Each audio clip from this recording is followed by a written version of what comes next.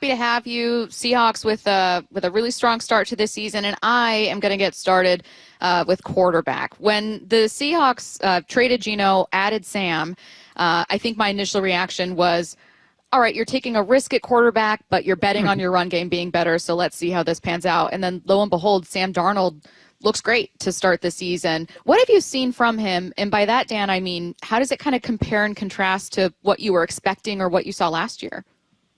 Yeah, it's exactly what I expected. He really hasn't skipped a beat. He's picked up where he was last year. I think one of the great things, and we touched on this a couple of weeks ago for Monday night, was Sam has just stayed course to what he believed or has believed to be a pillar of quarterback play, and that's really allowing his feet to drive his decision-making and timing. And the obsession with understanding the importance of that, not only by the position, but how it marries in this concept or this scheme with Clint Kubiak is really like a mandate. It's a foundational piece. And so I think that he's mastered his footwork. He's mastered the timing and the rhythm of that. And I think that's allowed aggression. I also understand that, in that league, you don't get a ton of opportunity to throw the ball downfield when you're on-time quarterback. There's 2 or 3 a game. And to really be really good individually and to have a good offense and play winning football, you got to hit them when you take them because you don't get a ton of opportunity to do it. And so that's probably been the area that has been one of his greatest growths over the last year. And so I'm not surprised that Sam's playing so well, and I would fully expect that to continue. I watched your A-list this morning. You're talking about quarterbacks. You gave your top 5. And for me, at one point of the season, I felt like Sam Darnold was in the top 5. I think he's probably outside looking in at this point. For you, was there a moment this season where you felt like he was in the top 5? And do you feel like he needs to be a top 5 quarterback for the Seahawks to have all the success they want? Yeah. I mean, part of it is, and I've been fighting ESPN for this for about 2 years, stop asking me to make top 5 lists because you're leaving out guys that warrant being in there. It's the best quarterback play has had in the history of the NFL. And so I think that there's no doubt Sam has had times this year when he's played quote-unquote top 5. I don't think he's played not top 5 football. I think it's the quarterback playing at a level that is in that certain tier. He's no question playing at that level. And I think if you took Sam's next 8 or 9 games, however many games are left, and said, okay, you're going to replicate the beginning of that or that first half of the season. 1, I think Seattle's a lock for the playoffs anyway, but they're going to get in. And then 2, they're going to be a very difficult out. And so, you're obviously looking for that second receiver connection opposite JSN that really develops. Cooper's going to be that guy or anticipating that guy, but maybe that consistent connection there. Obviously, the tight ends are a big part of their pass game as well. So Sam's playing at a really high level. I think he's playing just as good as he did last year when he was in MVP conversations. JSN has been so consistently able to get yardage, which becomes even more impressive week after week, considering he's going in against defenses that know exactly what to do and how they're going to try to stop him, and then they're just not able to do it. What are you seeing from him? Well, 1, he could win at the line of scrimmage on a consistent basis. And so when you have a receiver that can win at the line of scrimmage, it just frees up so many different things. You can move them. You don't have to move them. You could really run all kinds of routes, short routes, intermediate routes, deep routes, and you're not concerned with the ability of timing. You're not concerned with the ability to get off of whatever kind of press or cloud coverage you're getting. The second thing is he knows how to attack leverage. He knows how to win at the top of the routes. So once again, there's this tree that you can tap into that you can, as a play caller or a quarterback, you're looking at different ways to try to attack people and or coverages. But if you don't have a receiver that can win versus certain people or run routes that will beat certain coverages, you're pigeonholed, you're boxed in. And JSN actually is the opposite. He unlocks it. And the third thing is he's obviously very good with the ball in his hands. So you're talking about a guy that on every level of defense or route running, he's a guy that wins. And I think that gives great confidence and comfort. He's sensational, man. I know we get into these conversations, who's the best receiver in football. It's a little bit like the quarterback stuff. if he's not the best receiver in football, he's not the best receiver in football. He's in that group that is, in that small grouping of like, hey, he's doing everything that you can be or can ask to be the best player at the position. How do you view the trade deadline for the Seahawks? Because I feel like obviously they're a team to be reckoned with, and a trade isn't going to just put them over the top. What should their approach be? Yeah, I don't know if they'll be crazy active. Like if you were asking me if they were to get into the trade world, where could I see it being a conversation? I guess you could point to tailback, but I think their two backs are good players. Maybe they don't have a, quote, home run hitting tailback. I think their secondary is very good. Linebackers are playing a good level. The defensive line is dumb. So I don't think that they're this team that has to be crazy active in the trade market. I think they got a really good roster of football players.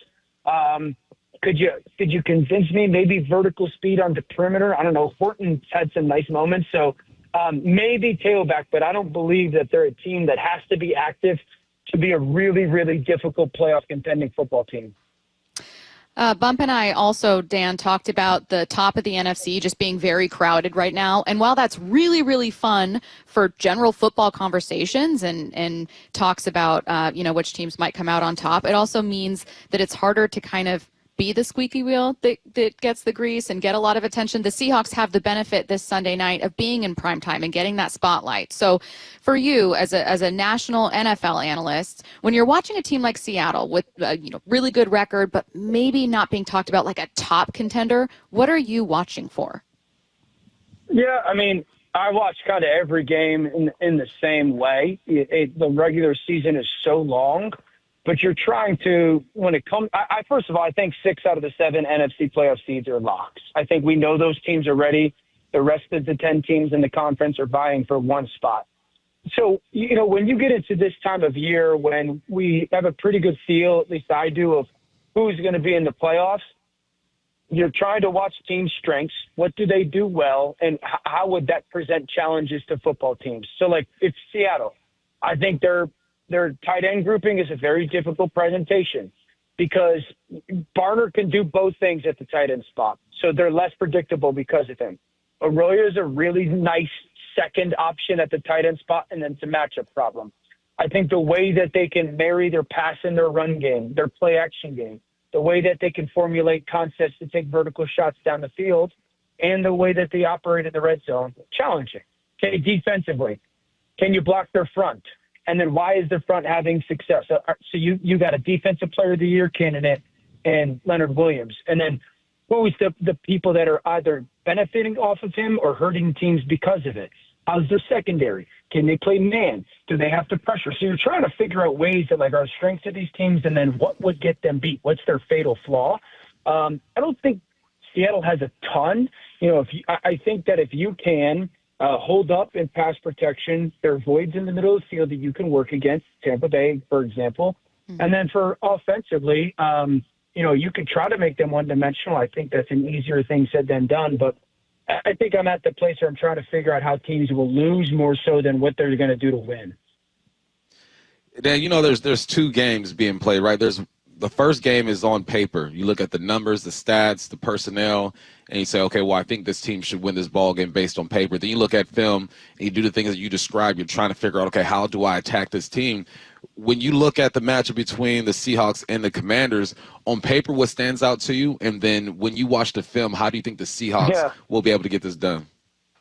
Yeah, so, I mean, if you're going to ask me about Seattle's defense, I'd tell you I think they're one of the best defenses in football, but just by tape. I could just watch their tape and say, good God, good luck blocking that front seven consistently, ball hawking secondary, physical violence secondary, and then pressures. And then I could go to numbers. I'm not a massive number person, but again, well, what are they really good at numbers-wise? Basically everything, right? But there's one thing that they're not great at, and that's dealing with no huddle. My brain went to this after calling the Houston game. Houston offensively had some success going up tempo and kind of a mandate in that game or urgency because of the score.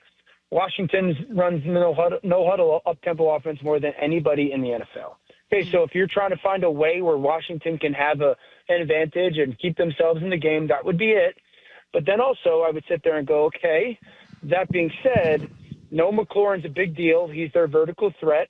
Offensive line hasn't been fantastic this year, and Jaden's banged up. So, I don't think that there's a ton defensively from a Seattle perspective that you're concerned about outside of the tempo.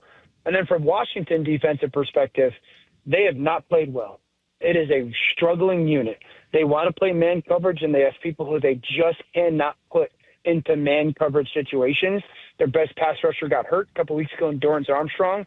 I don't think that this is a defense outside of turnovers that should really be able to contend with and slow down Seattle's offense. Taking a look at the NFC as a whole, you've talked about, hey, I feel like I've got a lock on who these teams are going to be. I'm not going to ask you like, hey, who do you have 1 through 6 or whatever, but is there a team in the NFC? I can give them to you. Okay, yeah. I think the 6 locks are Philadelphia, LA, Seattle, Tampa, Detroit, Green Bay. Is there one of them that's separating from the pack in a good way, obviously? I don't think that there's this significant separation. I think Detroit's the best team in football. I think Detroit has the most ways that they can beat you. They can run the ball when they want. They could throw the ball when they want. They could stop the run when they want. They could cover when they want, when they're healthy. So I think that's a team that I would say is the best team. But this drop-off to a Philly or a Rams or a Seattle or Green Bay is not significant. I think those are 6 really good teams. I would not be surprised in the least bit if any of those 6 teams are playing in the NFC Championship game. I think that it's that strong of a group. ESPN's Dan Orlovsky, kind enough to join us, very gracious with your time. Thank you, Dan. Thanks, Dan. You guys got it. Have a great weekend.